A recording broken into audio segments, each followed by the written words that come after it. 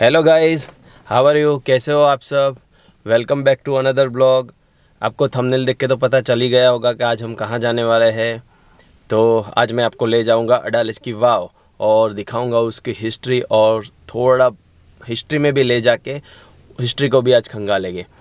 और सबसे पहले आप सबको मेरी तरफ से हैप्पी दिवाली, क्योंकि दिवाली अब आ गई है।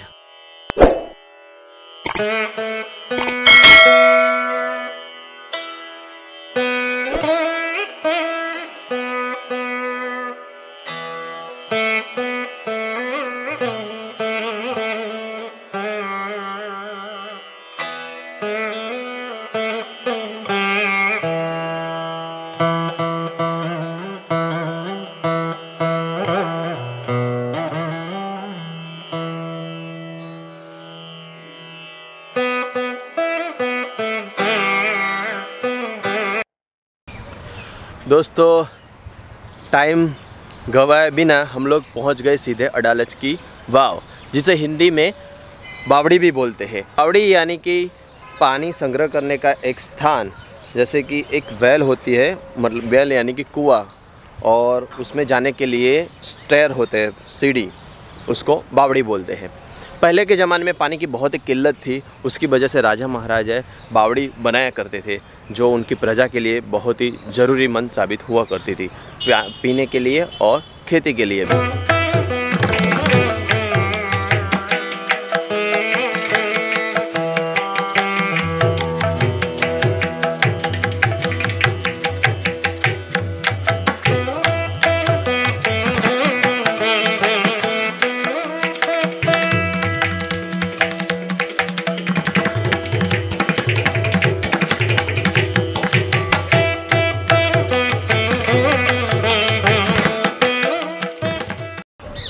गुजरात के अंदर बावड़ी के उस ज़माने में 7 प्रकार की बावड़ी हुआ करती थी।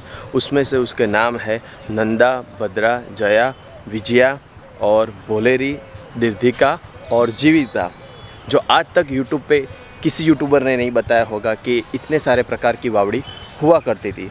और ये बावड़ी का डिस्टिंग्विश यानी कि उसका विस्तृतीकरण कैसे होता था उनके नाम के आधार पे, वो मैं आपको बताता हूँ। बेसिकली नंदा, भद्रा और जया और विजया जो है वो अपने प्रवेश द्वार की कैटेगरी पे डिफाइन हुआ करती थी। जैसे कि नंदा टाइप की जो बावड़ी थी वो 3 मंजिले की थी, भद्रा जो थी वो 6 मंजिले की थी, जया टाइप की जो बावड़ी थी वो 9 मंजिले की थी, और सबसे ज़्यादा विजया जो 12 मंजिले की बावड़ी हुआ करती थी।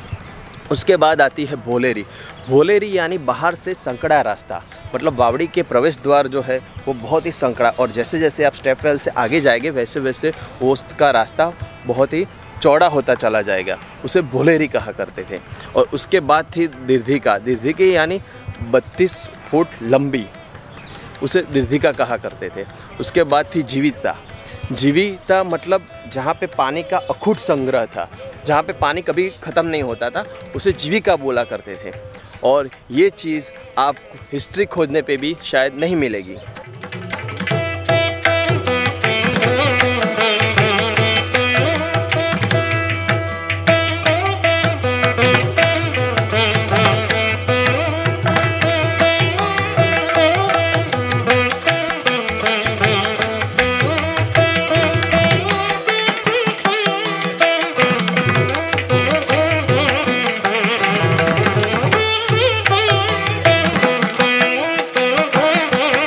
हे गाइस, ये पीछे जो आप देख पा रहे हैं वो है अडालज की वाव का ऊपरी हिस्सा। अंदर जाने से पहले मैं आपको इसकी कुछ हिस्ट्री बताना चाहूँगा, जो आपके लिए बहुत ही उपयोगी होगी। ये वाव का निर्माण 15वीं शताब्दी में राजा वीरसिंह वाघेला ने शुरू करवाया था। वाव का निर्माण शुरू होते ही अहमदाबाद के राजा मोहम्मद शाह बेगड़ा ने, ये डंडाव प्रदेश कहा जाता था, उस पर आक्रमण किया, और वो युद्ध में राजा वीरसिंह शहादत प्राप्त हुई।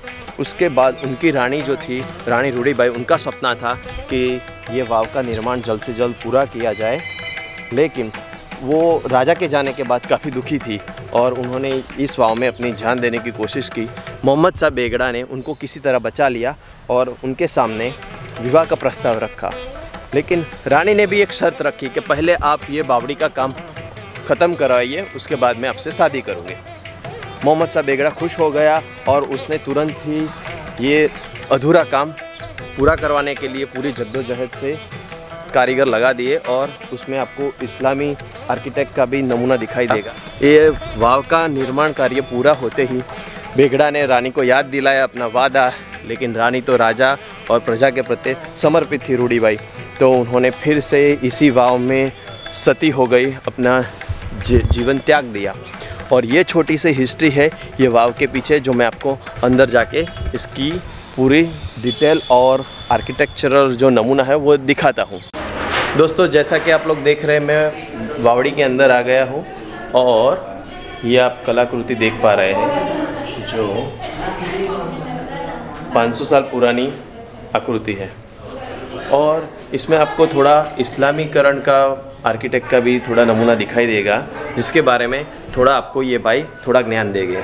हाँ जी, तो मेरा नाम भारिया संजय कुमार जीवन भाई है। तो यहाँ पर मोहम्मद बेगड़ा ने क्या किया कि मोहम्मद बेगड़ा ने कि बाव थोड़ा आधा काम बाकी था उनको पूरा करने के लिए ये बाव फटाफट बन सके, तो इसलिए पत्थर की क्या ब्रिक्स का यूज़ ज़्यादा किया कि बाव फटाफट बन सके। उसने कटीज का यूज़ करके उनका आर्च बनाया गया है कुएं के पास, वो भी आपको बता देंगे भैया।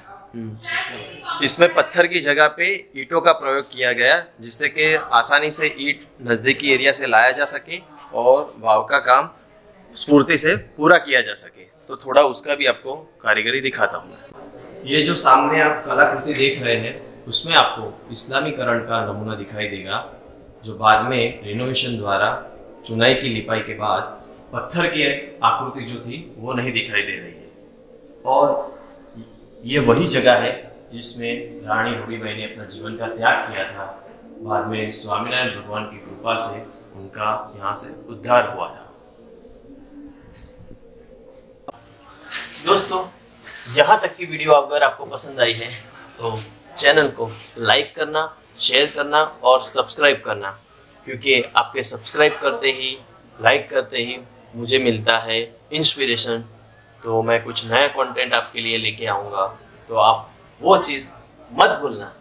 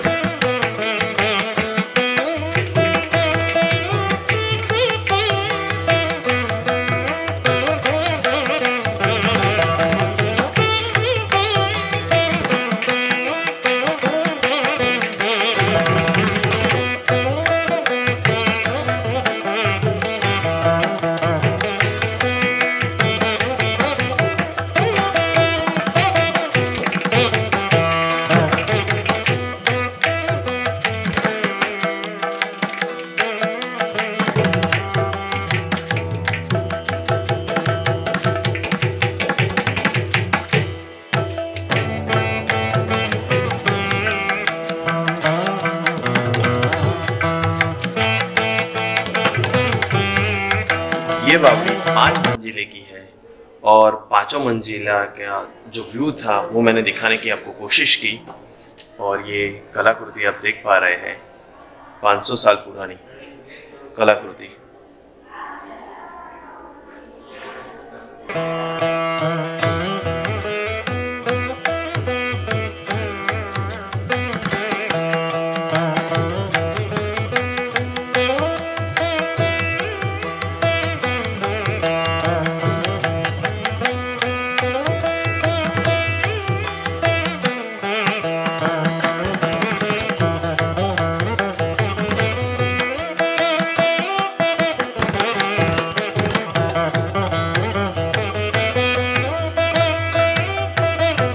इस जगह पे पर्यटक का तांता रहता है और फोटोग्राफी के लिए ये जगह बहुत फेमस है।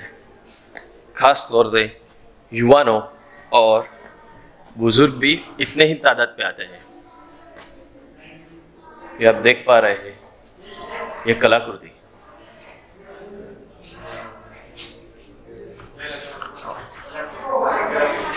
ये मीनार और उसकी कारीगरी।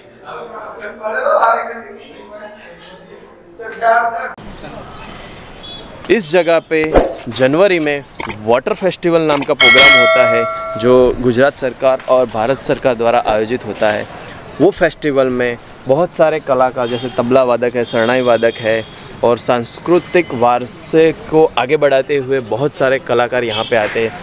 वो टाइम पे यहाँ का माहौल पूरा अलग होता है। पूरी बावड़ी को लाइटिंग से डेकोरेट की जाती है और बहुत सारे प्रेक्षकगण उस समय आते हैं। तो आप भी अगर अडालज की वाव आना चाहते हैं तो जनवरी आपके लिए बहुत ही बढ़िया टाइमिंग है। तो आप थोड़ा सर्च करिए और वाटर महोत्सव के टाइम पे बावड़ी की विज़िट लेना न भूलिए।